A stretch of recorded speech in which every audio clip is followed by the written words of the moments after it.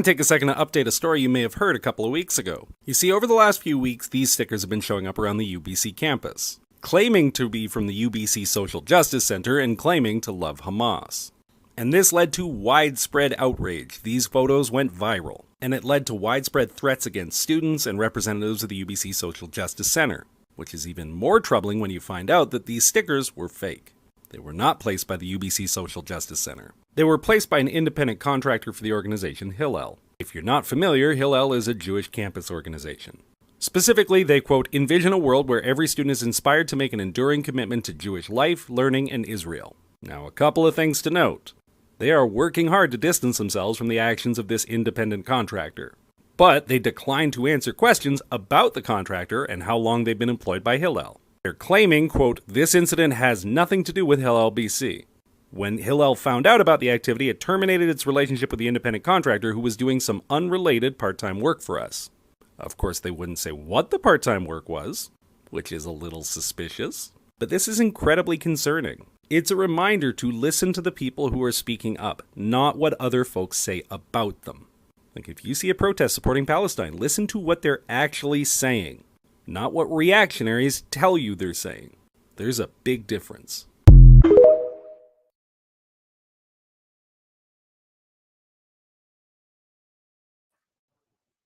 Good evening, good evening, good evening. Thank you for joining me here for Talk About It Tuesdays here on Conversations with Taz. Sorry, I am a little stuffy, but we're going to work through this.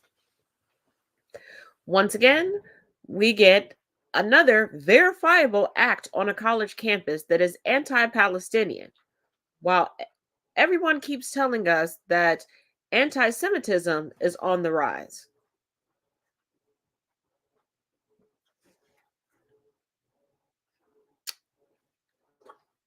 Is that anti-Semitism in the room with us now?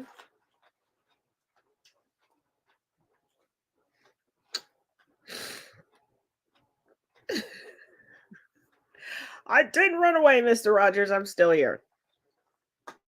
Now, speaking of more crap surrounding what's going on in 4K before our eyes, let's get into it. We got more propaganda to break down. Evidence we now have, and that we published today, is that an Israeli tank crew killed our colleague, Issam Abdallah.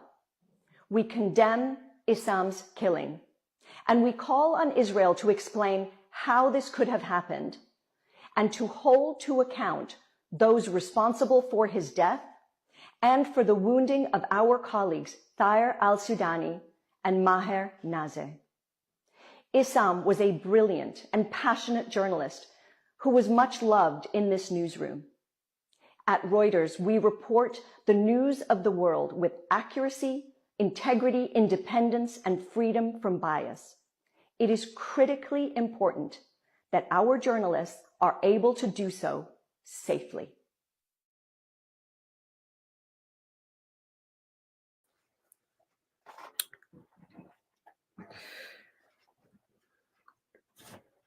I thought Israel was just defending themselves. What's the defense in that? And just so you know, last night in Palestine, a notable journalist was almost taken out by a sniper. A journalist, as they're destroying libraries, archives, and children's toys.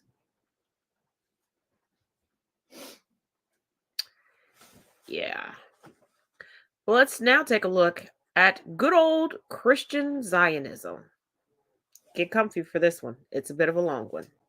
So I've been tagged in a video that portrays Christian Zionism so perfectly. So let's watch this video and then we'll talk about it. Okay, first question. My question is, after Moses died and Joshua led the children of Israel across the river, and God told Joshua to destroy the cities, destroy all the inhabitants of the land, and purge it of all the foreigners. That didn't completely happen. Do we see that coming about again today? And will modern Israel learn from the lessons of Joshua? What do you think that mild-mannered Christian was implying there? She was implying exactly what you think she was implying: the destruction of all of Israel's purported enemies. But this isn't a case of Zionism. This is about Christian Zionism, which in and of itself is inherently anti-Semitic and Islamophobic. Because not only is she talking here about Israel's right to the land, she is projecting a time after the rapture, Jesus returns and reigns in Jerusalem. Because her belief is that the Christians will dominate that land, and anyone who doesn't either convert to Christianity will eventually be destroyed or will be annihilated during the apocalypse. And what is really, really concerning about this mindset is that her speaking so matter-of-factly about this is reflective of the indoctrination that many Christians have related to this. I saw it for years. It's how we are spoon-fed from the pulpit week after week after week. That not only does Israel deserve the right to that land, but we as Christians will eventually inherit it because of replacement theology. Christ came, died for us, Son of God, and we're going to take over. So let's start connecting these pieces. I'm also tagging my video below that I made about Mike Johnson recently. So you can see this is exactly his belief as well, because he's invoking this image of him being the modern day Moses, and that the Christians are in this Red Sea moment. This is all about setting up dehumanizing language and creating this scenario that Christians are persecuted, and this is all ordained by God for them to enter into this season of defeating your enemies. Yeah, that's what Christian nationalism is.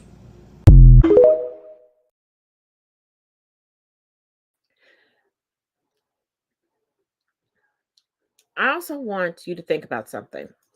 Now, generally speaking, white supremacists use their pseudo-religious doctrine, their tyrannical version of the Bible, the same Bible, by the way, that Adolf Hitler used,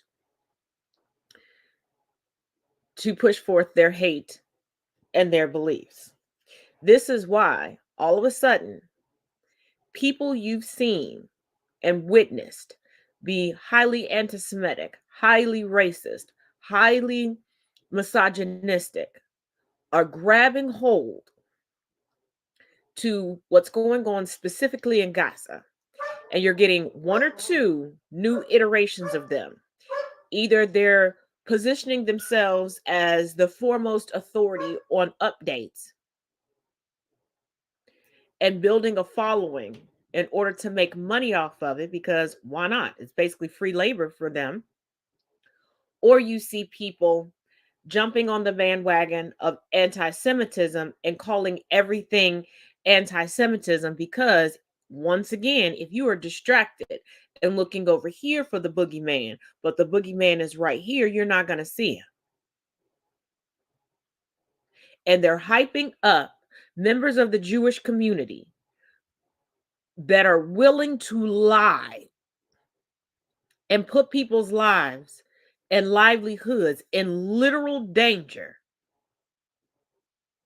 for these white supremacists to have their sick fantasy of eliminating the Jewish community.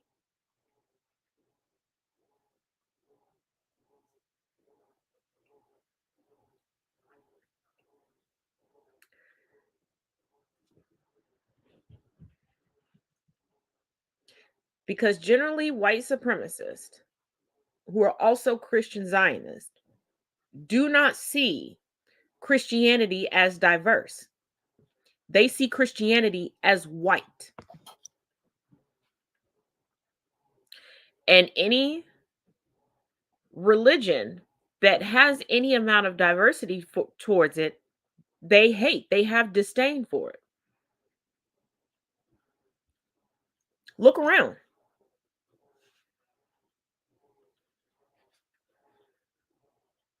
Just like Zionist Jewish individuals ignore the diversity within their ethno religion, white supremacist Christians ignore that they're not the only ones that are in that realm.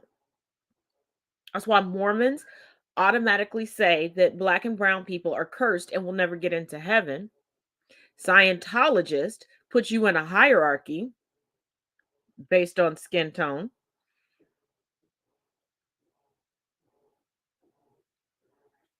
But just an observation.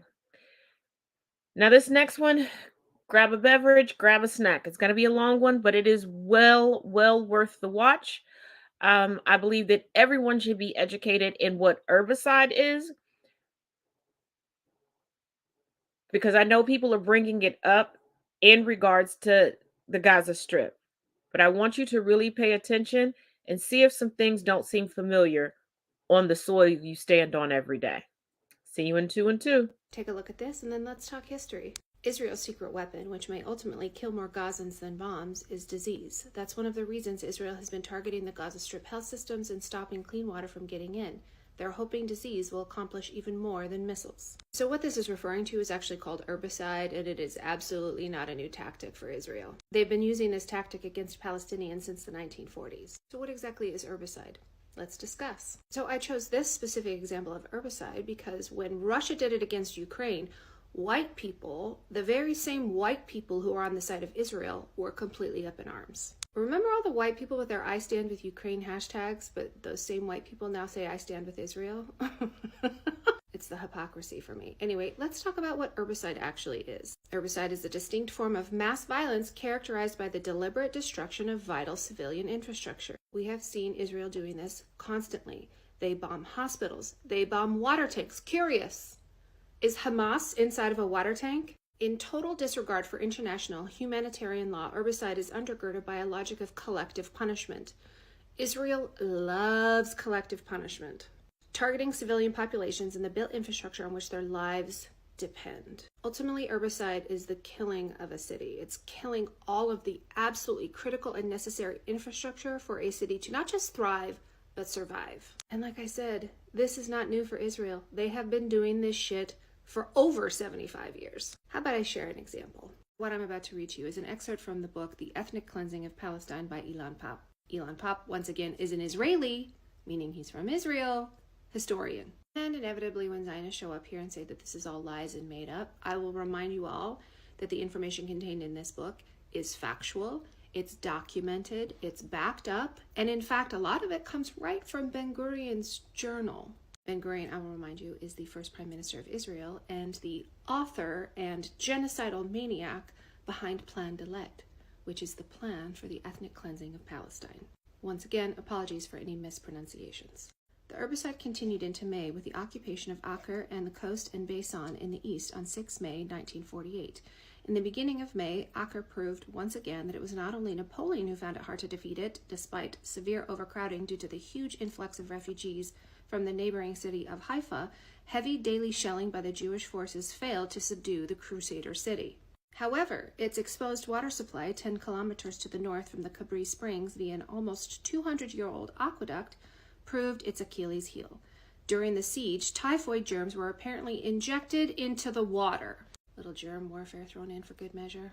Local emissaries of the International Red Cross reported this to their headquarters and left very little room for guessing whom they suspected, the Haganah. Reminder, the Haganah are the Israeli forces. The Red Cross reports describe a sudden typhoid epidemic and even with their guarded language point to outside poisoning as the sole explanation for this outbreak. On 6 May 1948, in Acre's Lebanese hospital, which belonged to the Red Cross, an emergency meeting was convened. Brigadier Beveridge, Chief of the British Medical Services, Colonel Bonnet of the British Army, Dr. McLean of the Medical Services, and Dr. De Meuron, the Red Cross delegate in Palestine, met with city officials to discuss the 70 casualties the epidemic had already claimed. They concluded that the infection was undoubtedly waterborne, not due to crowded or unhygienic conditions as the Haganah claimed. Tellingly, it had affected 55 British soldiers who were transferred to Port Said Hospital in Egypt. Nothing like that ever happened in Palestine, Brigadier Beveridge told de Moran. The minute they had identified the aqueduct as the source, they switched to artesian wells and water from the agricultural station north of Acre. The refugees from Acre already in camps in the north were also examined in order to prevent the epidemic from spreading. With their morale weakened by both the typhoid epidemic and the intensive shelling, residents heeded the call from loudspeakers that shouted at them, "Surrender or commit suicide. We will destroy you to the last man." Lieutenant Petit, a French UN observer, reported that after the city fell into Jewish hands, there was widespread and systematic looting by the army, including furniture, clothes, and anything that might be useful to the new Jewish immigrants, and the removal of which might discourage the refugees' return. How many of you have seen the absolute onslaught of videos of the IDF looting, stealing, and destroying Palestinian belongings? Yeah, once again, not new.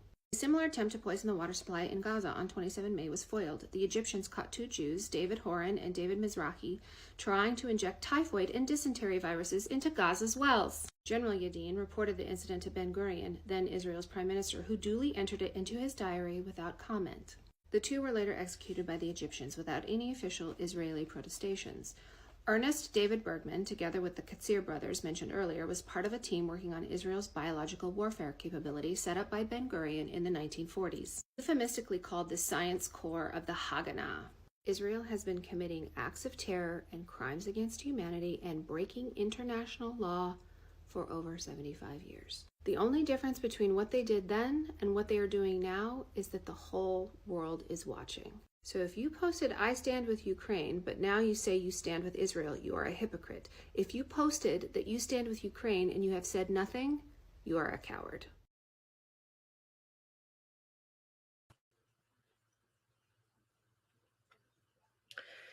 Think about food deserts. The deplorable, despicable, and disgusting water that far too many U.S. citizens must use to bathe, drink, cook, clean with.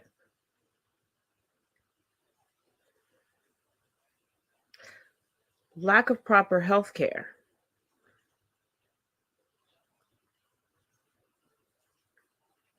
Some places not even having hospitals nearby.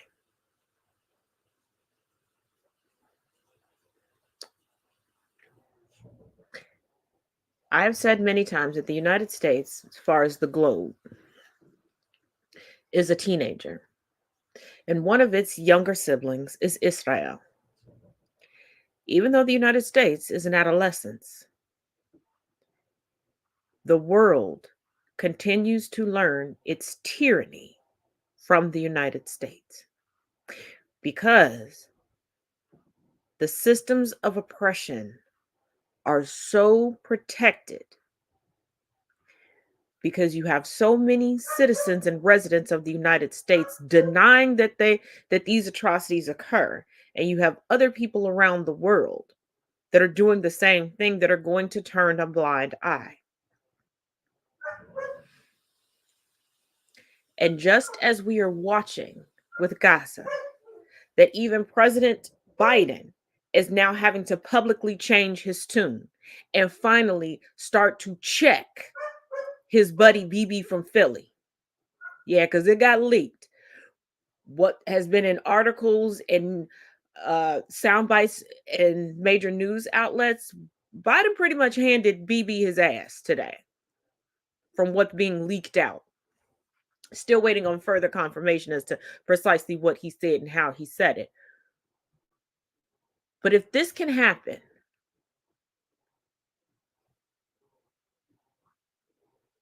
without people really having to change much about their life, the entirety of the United States should be kicking themselves in the ass right now. Why are we not further along when it comes to equity, when it comes to not having homeless people, specifically vets? Since this country is so patriotic, better health care, better mental health care, no more food deserts, no more of junk food being more affordable to people than the food they need to actually sustain a healthy lifestyle. Now, I'm not taking anything away from the fight that we need to have for people globally just to be able to live under the guidelines first put out by the League of Nations and now put out by the United Nations.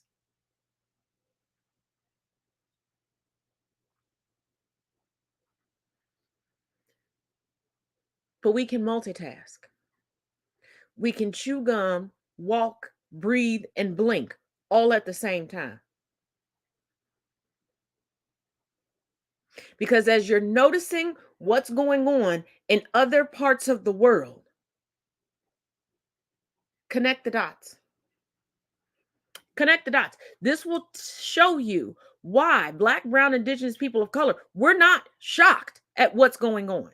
We can pretty much predict what's going to be the next step because we've watched it over and over and over again. We've lived it over and over and over again. There is no creativity within indoctrination because if they allow you to become creative, that means they allow you to critically think, which means that you would be embodied with independent thought. Therefore, it's just a continuation of the same shit.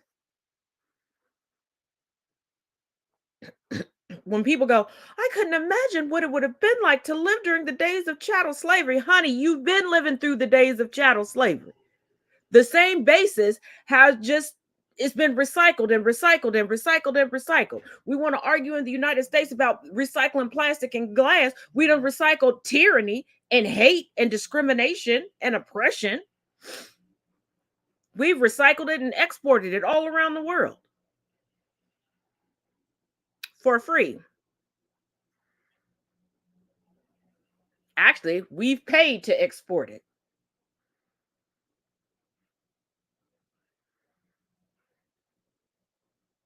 And she's absolutely right. And don't say that people are misinformed or too highly indoctrinated. No, because if you can see and understand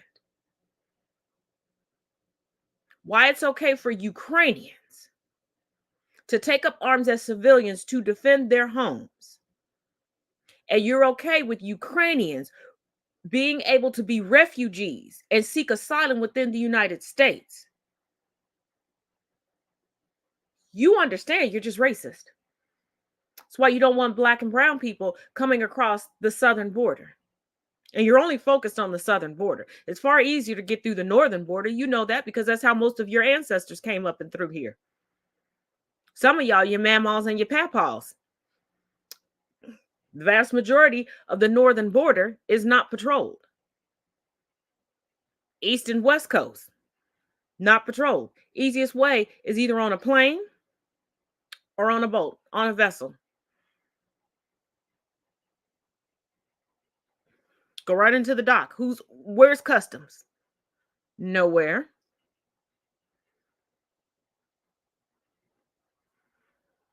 Yacht owners do it all the time. Go country to country. Take whatever they want in and out.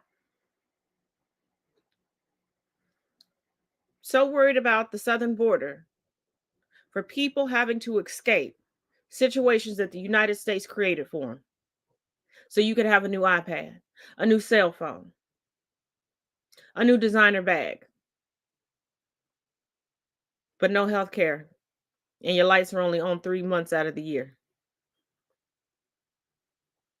But it's the immigrants' fault.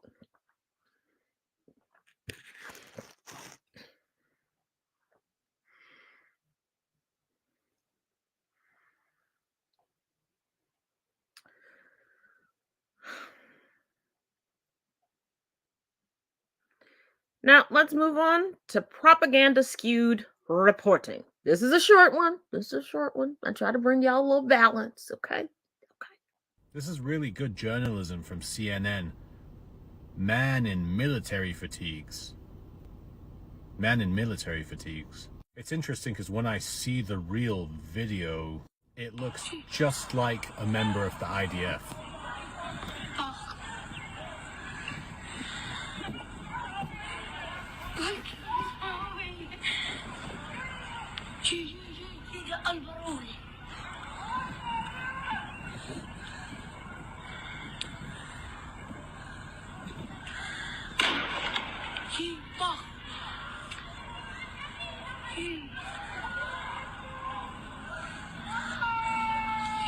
It's almost like they're purposely twisting the truth.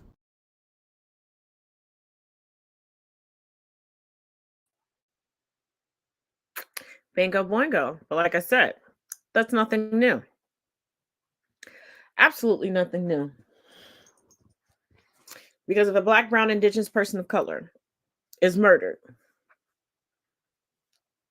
they go to social media and find the most semi-sketchy pic that they can find to post regarding them. But the assailant, the actual criminal, oh, they'll find a graduation pic, a pic from a wedding, make sure they're all spruced up.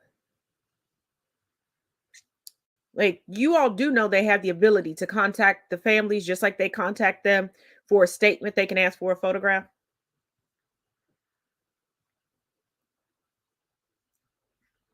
And they don't usually use the person's profile picture. Ugh, excuse me.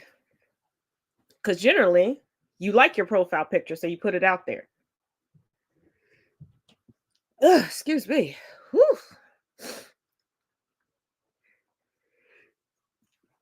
Okay. We're going to push through this.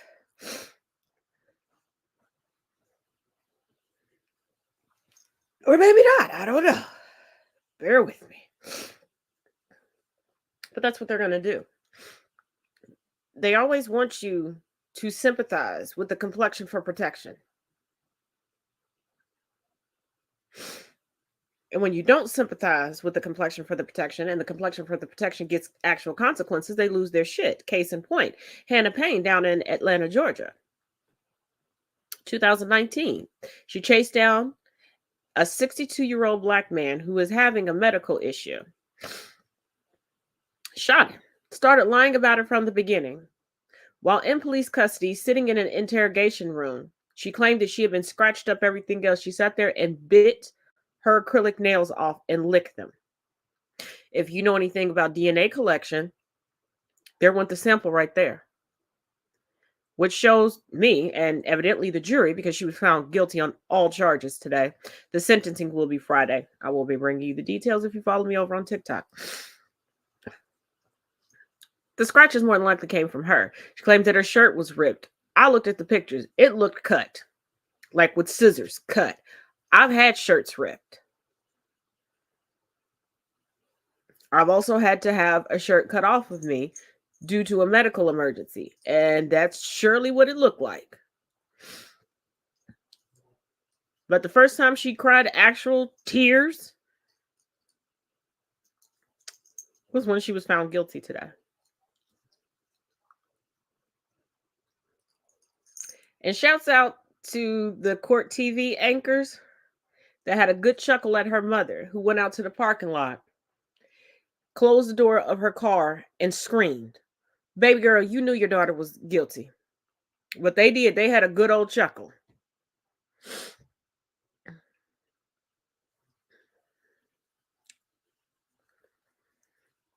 But before the verdict came out, everybody, Black, white, you name it, they had a segment on court TV. And they do this after most major trials, like if it has a big buzz about it. Generally on Twitter, they'll pose a question. Well, while the jury was deliberating, it took them an hour and 29 minutes to come up with the verdict. And that's just because they went over some evidence, because Sister Girl was lying, like tremendously. And I think they were just verifying, yep, the bitch is lying. But they polled people on Twitter. Everybody was coming back saying this woman was guilty. Guilty.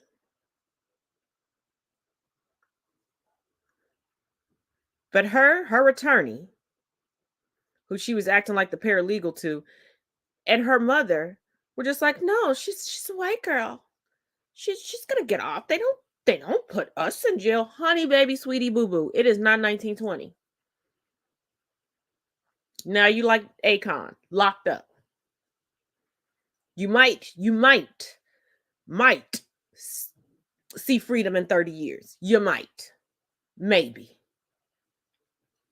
And so you played enough games with your attorney to try to avoid accountability that,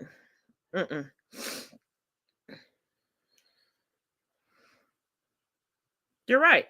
As of a few years ago, there were 500,000 undocumented Irish immigrants within the country that nobody gave a shit about. Nobody has followed up on the Ukrainians. Because remember the young lady that was a foreign exchange student came into the country completely illegally, hid herself from everything, and went back to her host family. Made national news. ICE wasn't at their door. And everybody was like, oh my God, what does she need? I'll donate. No follow-up.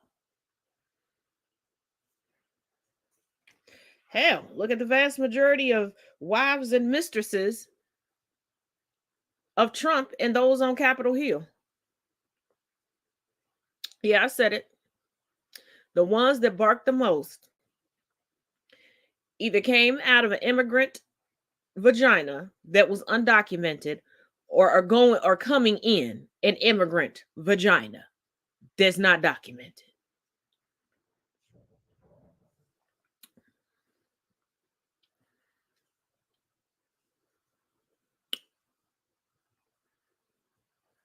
Because just like Speaker Johnson, wasn't it Matt Gaetz that had an undocumented son? They sure do adopt, but not legally adopt, a whole lot of little boys.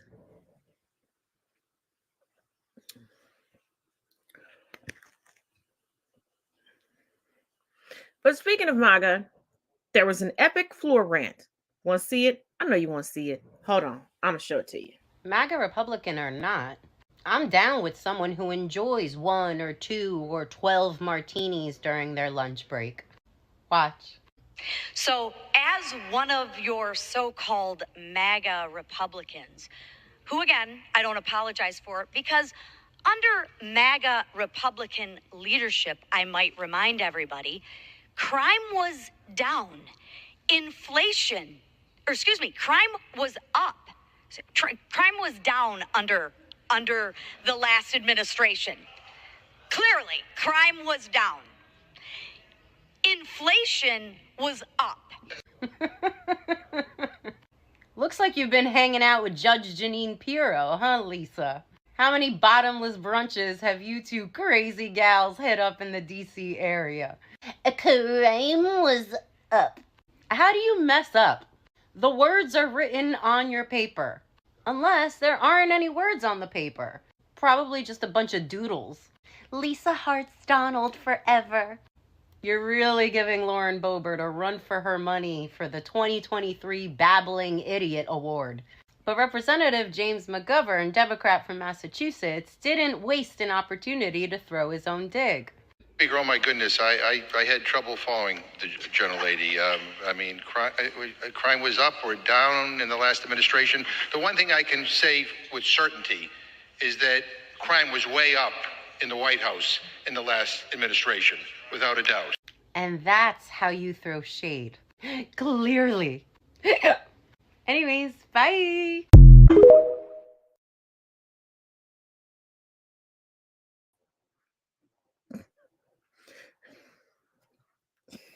It's not funny that our government has turned into a circus, into a real life SNL skit, to the point where SNL can literally just write down what is said on the House floor, on the Senate floor, during press conferences, and put it on their show. The writers got it easy at this point. But it is all you can do. You have to laugh to keep from going insane. You have to laugh to keep from going insane. And a few days ago, I watched a gentleman who wrote a book about women voting politics. And the title of this book is basically Women Saved the Country from the last election. And he's like, oh, it's not about color. It most definitely is. It wasn't women in general. And he kept like, women in general. No, sorry, white women, we're not giving you a pass. Far too many of you voted for the enemy. And while everybody is fear mongering and, oh my God, Trump, oh my, what if we get Trump? Oh, we're no, oh, he knows the government better. Y'all screaming at us Black, Indigenous people of color. We're not the ones that fucked up the vote. We're not the ones that consistently, historically, traditionally fuck up the vote. We don't vote against our best interest. We don't just blindly go, Dad, hubby, who should I vote for? Oh, you like them? Okay. I shall vote for them. Oh, you're going voting with me. You're going to stand next to me to make sure I do it. Peach Keen. Can I have a cake afterwards? Maybe a cappuccino as well. All right. You're barking up the wrong block.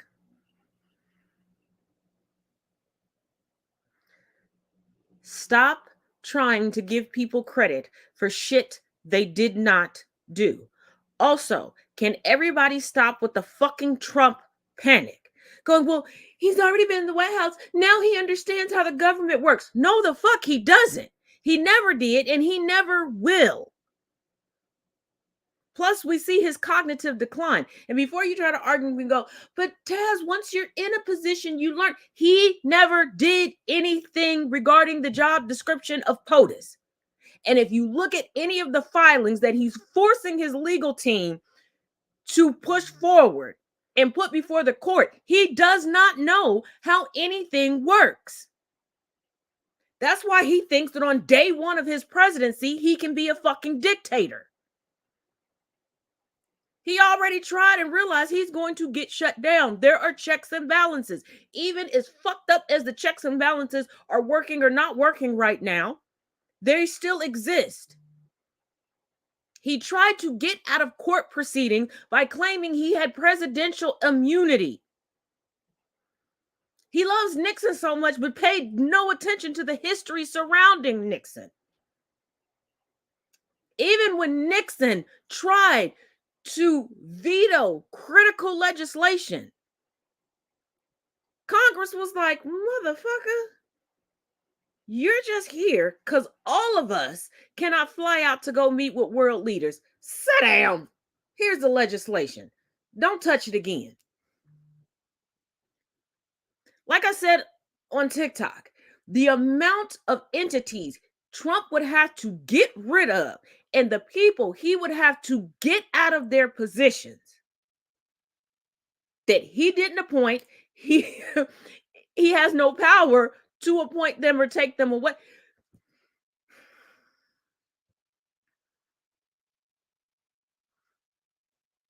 Makes for great media, makes for great ratings.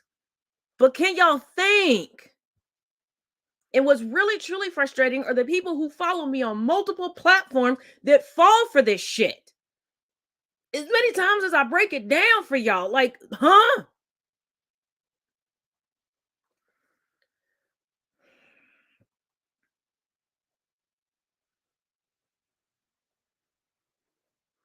And people are like, well, if you don't vote for Biden, the vote's going to Trump.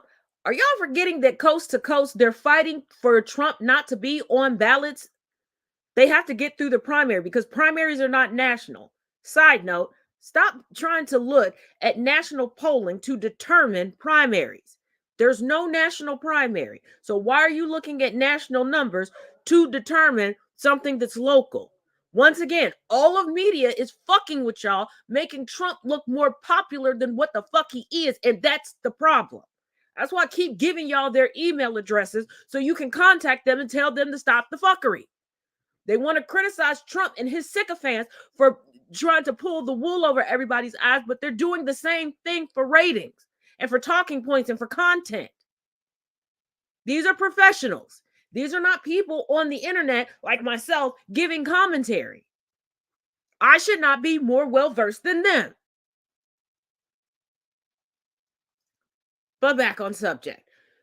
There are people Regular, degular, schmegular people. And it was started by the Federalist Society, which are predominantly GOP.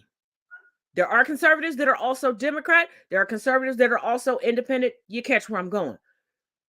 Trump plausibly will not have a shot at winning the Electoral College.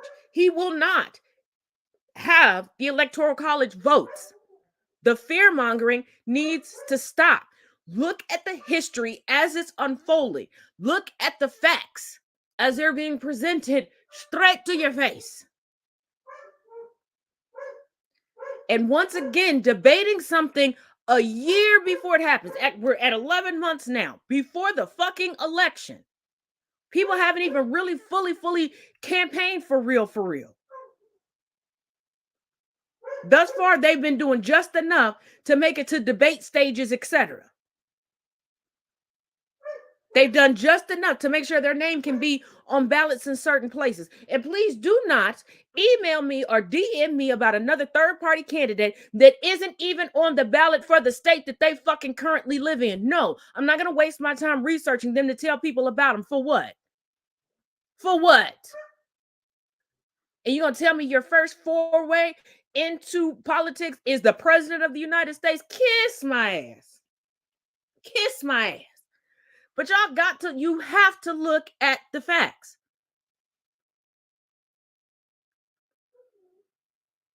That's like arguing with somebody about something that could potentially happen on your summer vacation in 2024.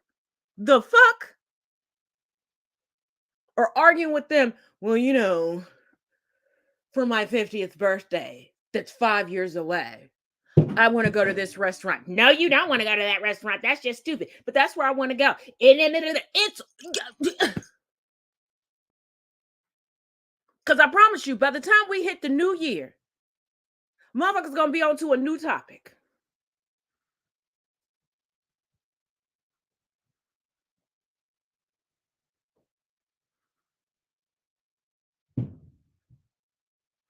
Especially since the vast majority of the trials involving Trump start off in the first quarter of next year. The motherfucker could be in the clink. But y'all.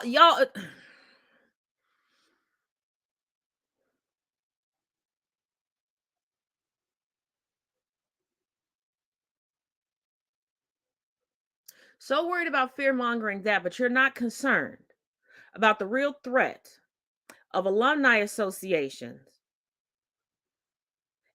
and Zionist groups on campuses, making it unsafe for our future doctors, our future attorneys, our future scientists, our future researchers. Those are the presidencies y'all should be concerned about right now. That's who you should be contacting universities. Like, hold up, wait a minute, this president was correct, or this president is incorrect. Hey, why are you letting this happen on here? You talking about anti-Semitism, but how about all of the anti-blackness you let go on? How about all the anti-indigenous bullshit you let go on? Those are the presidencies you should be worried about right now in December 2023.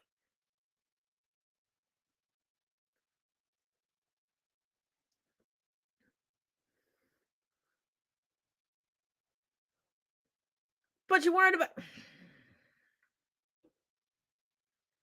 And as old as these damn candidates are, and as poorly as they take care of themselves, and as much as they lie, half the motherfuckers might not even make it to election day. And I'm not wishing anything on anybody, but let's look statistically. Let's look factually.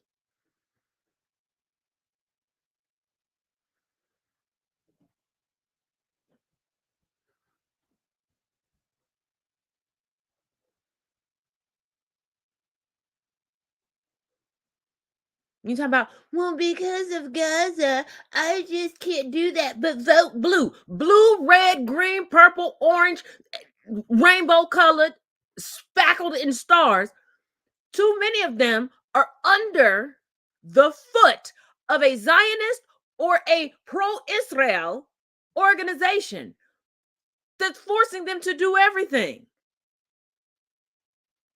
You voted blue no matter who, us into this damn situation. And you goofy ass third party motherfuckers, I can't say this enough. Stop popping out with presidential candidates and start from the bottom and get to the top. Ain't nobody taking Martha May Who from Wendy's seriously.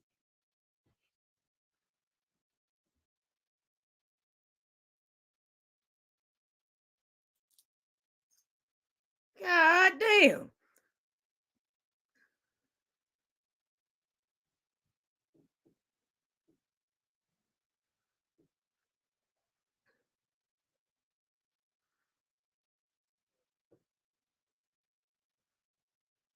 No, absolutely not.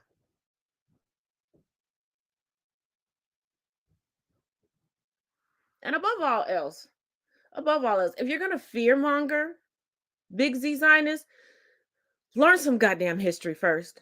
Okay, so stop it. First of all, anytime any discussion comes up where you're being held accountable or someone is criticizing the United States saying, we'll go over to this country, they'll treat you the same way that they treat us here. If you go over here, they'll do the same shit they do to us over here.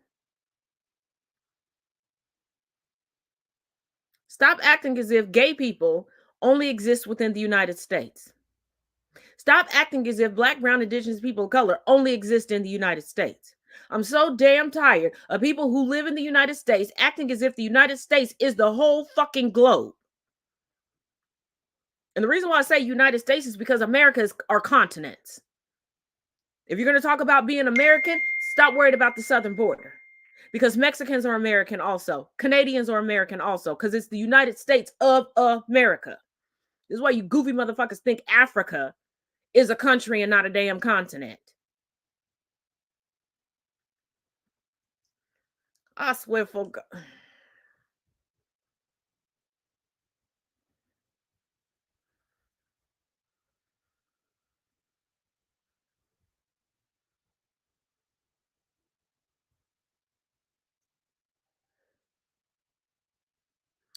Y'all wonder why I stay in the back cave so much.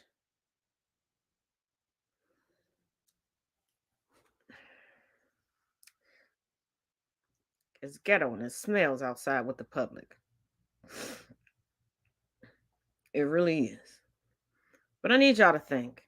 And don't fall for all the rhetoric and people. I'm not voting for Joe in 2024. You don't even know what the fuck you about to have for dinner tomorrow. You gonna tell me you done already figured out who the hell you gonna vote for a year from now? And we already know motherfuckers lie because the amount of people that were like, I'm never voting for Trump again. I finally see his true colors. I used to be a Trumper. Now I'm a never Trumper. And then the statistical data came out. I'm pro-life. I want to fight. No, I'm pro-choice. I want to fight for everyone's bodily autonomy. And then Roe v. Wade was overturned. You motherfuckers lie every goddamn day. Every fucking day. Motherfuckers will get on camera. Get on camera and be like, I don't like Grogu.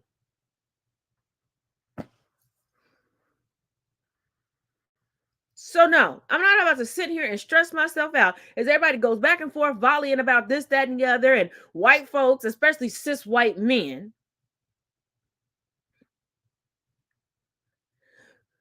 He'll bring fascism into the United States. Baby, fascism been here, okay? They wear fascism like the latest fashion.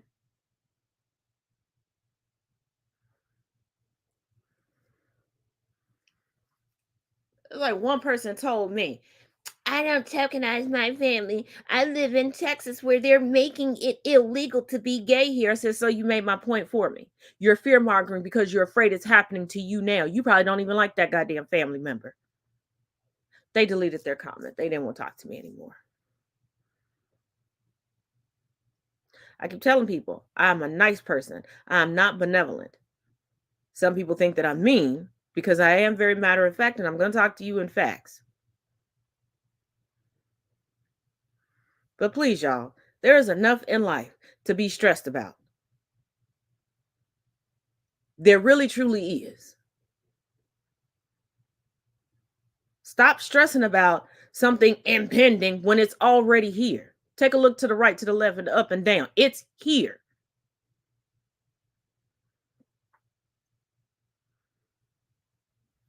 And if you don't believe me, check out on this page the APAC series. Take a listen. And the Heritage Foundation series. Take a listen to the mandates already. And like I told y'all, people are acting like Project 2025 was leaked. It wasn't leaked. They published these fucking mandates before every upcoming presidential election. That's why I said things are good buzzwords. Because most people don't pay attention to certain shit, which is fine. Which is fine. I know I'm on the super nerdy side of shit. I get that, okay? I look at stuff and look up stuff that most people wouldn't. I get that. That's why I bring it to you, okay? That's why we sit down and chat. But there was no, oh, it leaked. Oh, it slipped out. They publish it. They publish it. Most administrations since Reagan have passed out these mandates to their cabinets and their senior staffers. There was 1 year that the volumes that are these mandates, they're generally volumes, not just chapters, volumes. There's 1 year that it was less than 200 pages because so many of the policy suggestions enclosed had already been put through. They're already on the books. You're freaking out about shit that's already within the government. It's already in the fabric.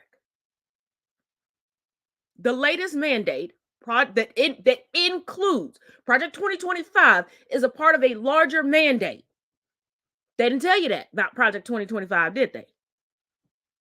Because they probably didn't know that it's part of a mandate. Part of it. It was created basically as an instruction manual, a to-do list.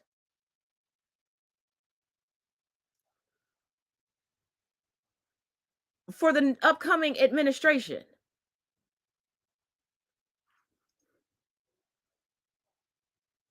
So when y'all keep asking me like, oh, why are you so calm about this? Because this shit already exists. That's like me freaking out about having to pay rent. The rule exists. It's already there.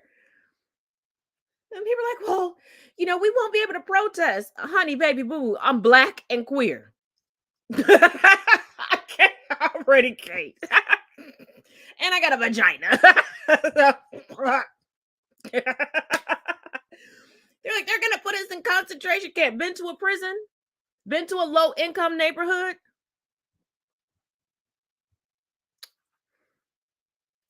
Do you forget that there's still walls separating certain neighborhoods? What do you think that is?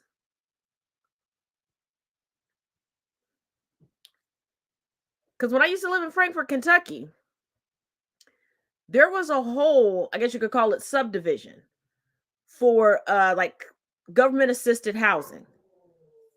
They had their own school on the property. Like they did not want those people leaving that property. There was a convenience store and a school. Like, what would you call that? The stuff is already here. Just far too many people have been ignoring it when we've spoken up and said, hey, this is what's going on. I'm not freaking out about some shit that already exists.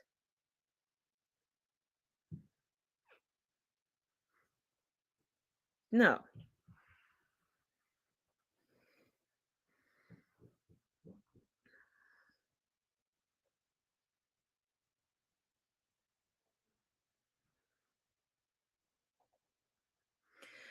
Now, for the other topic at hand, that's getting a lot of media buzz, a lot of sound bites, and a lot of people freaking out.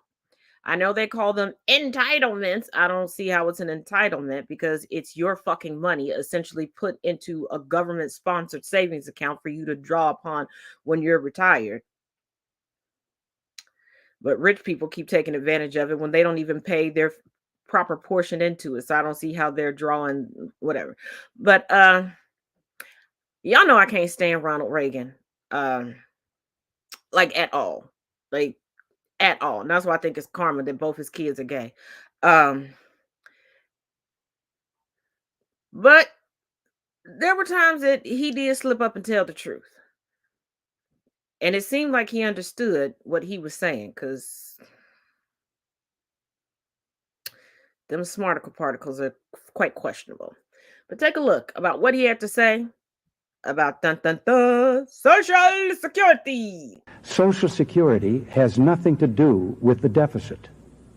Social Security is totally funded by the payroll tax levied on employer and employee. If you reduce the outgo of Social Security, that money would not go into the general fund to reduce a deficit.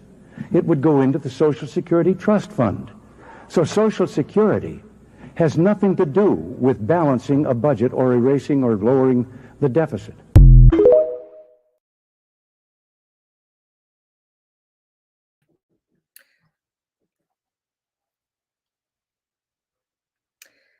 Now, I'm going to give you my theory on why old people on Capitol Hill, who would need to draw Social Security by definition of it, are pushing for Social Security to be eliminated, etc.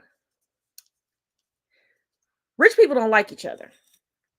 White people very rarely truly like each other. Use each other a lot, both things, both groups, but don't really like each other. Where do you think their wealth is going to go when they die? And given that they more than likely have not taught their children how to protect that wealth and have treated it as if it's just going to be eternal, like money literally grows on trees, when it goes back into the Social Security Trust, and they're going to put a period of time on it, who do you think will be drawing it once it's no longer just stuck in the trust? Just my hypothesis. Just my hypothesis.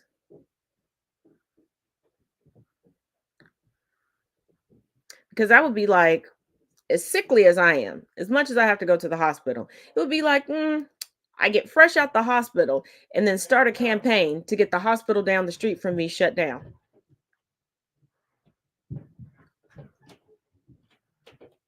But only for a period of time.